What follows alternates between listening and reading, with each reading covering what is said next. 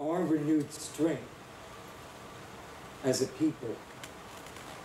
See, my Paiute brother had an epiphany, a revelation, and this was a new dance, a new form of expression, but it utilized old movement, it utilized ancient symbology, it utilized something that was not foreign to us. And I think our renewed spirit, we were convinced that if we did this dance, that we were going to be able to overcome and to actually remove the Wasichus, kill them. And they were worried about that dance, but they also were lacking an understanding of the divine wisdom that we have been given for many thousands of years, so that their efforts to Christianize us, to come in with a variety of different kinds of denominations, they were under the impression that we were heathens, and that we were pagans. And those fears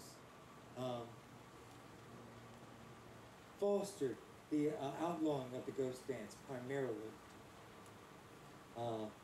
The ghost dance ends up, of course, evolving into a newly formed expression, which is the sun dance, which was happening right prior to my death. We have another question on this side.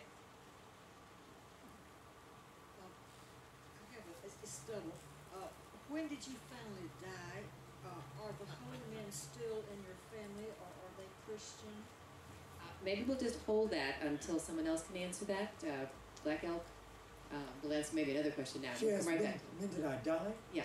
Are you planning to die anytime soon? I do get visions still. Yes. And I have it scheduled, but I'm not sure the exact date. Yes, we have some questions right over here as well.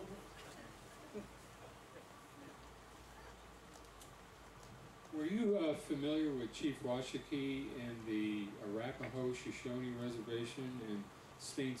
Stephen's Mission Church? Actually, I may have heard of St. Stephen's Mission Church.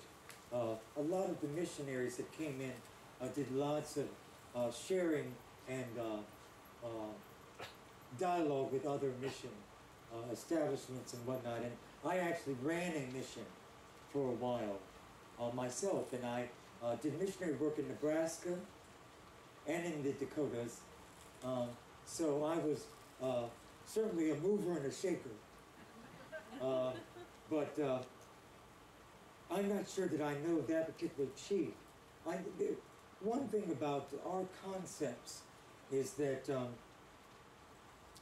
we had native leadership that got to their place of power in a variety of different ways. And the Wasichus don't seem to understand that. Sometimes, like my cousin Crazy Horse, we actually have a vision and are endowed with very special skills. And that catapults you to chief status. But we also had those, like Red Shirt, who was a diplomat. You know, he didn't negotiate too well. He did a couple of our treaties, but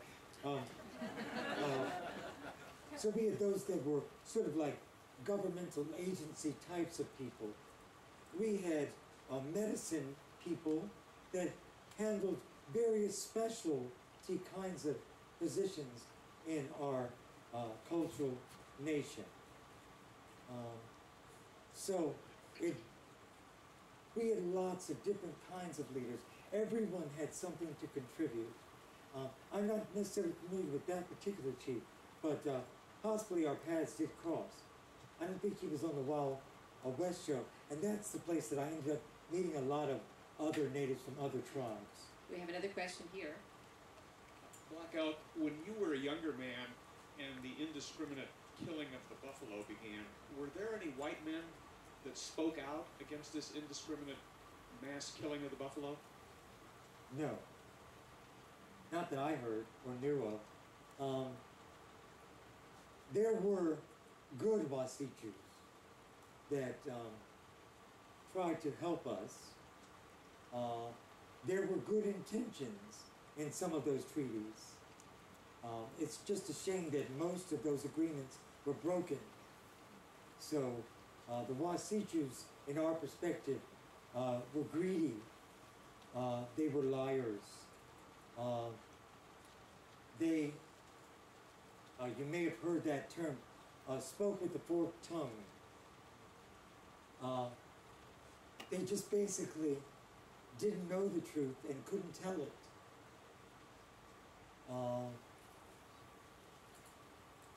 But that's not individuals. We did have individuals, and some of those people understood our perspective. Some of those people actually came and lived with us and joined us. We did have adopted people. There were Wasichus once, and they became Indian. So you must understand that about the Native American experience during that era.